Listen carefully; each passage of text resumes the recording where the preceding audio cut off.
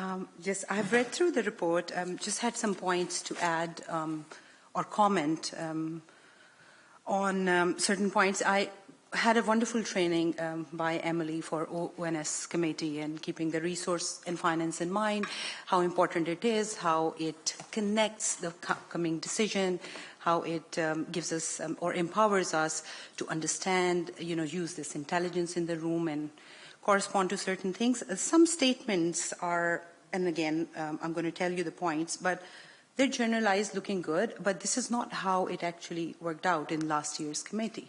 Because, let's say, point 4.0, where we're talking about discussion or decisions in the scrutiny topic. At point number 1, we're talking about the only budget that was brought in to this committee at, I think, prior to when it was presented to executive, and then it went to the full council. We had a very little time to evaluate, have subcomponents come in as a pre-committee meeting. So the way it's laid out, it's looking perfect, but I think in terms of time, observation, discussion, we had very little to do with the whole landscape of the budget that is described in point 4.0. And for point number 5.1, again, it is said here that a report was presented, thoroughly presented, and provided a greater clarity behind these proposals. Also disagree to that to some extent in a way that we only had a snapshot, which was, let's say, a tip of the iceberg. We didn't, because my understanding, and that was reassured yesterday by Emily, that we are here to look parallel to where we are headed in terms of pre-decision and while the decisions are happening, so we can all kind of scrutinize it, open it, understand it, make some recommendation or not, and then put it forward to the executive for them to note how this committee thinks about these things. So again, 5.1, not fully agreed, partially agreed, because I think it was a partial snapshot that we saw. Similarly, on the improvement and recovery plan, which is 6.1, same comments.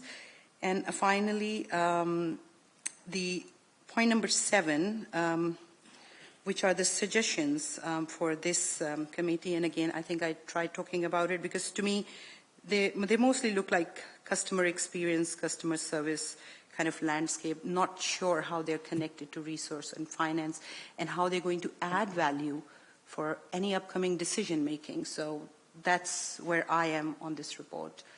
And I wonder how everybody else feels. Thanks. Are you saying in effect that you are uncomfortable with the work programme and you think there are things that we should be adding to that? Are you able to identify specific items that you would like to? So the income stream and the expense, regardless of money, what was our position 2 years ago, and I've been saying it every year, our position 2 years ago, what have we achieved in last year, where are we heading this year, those kind of snapshot that has to do with our strength and resources and how we can build on.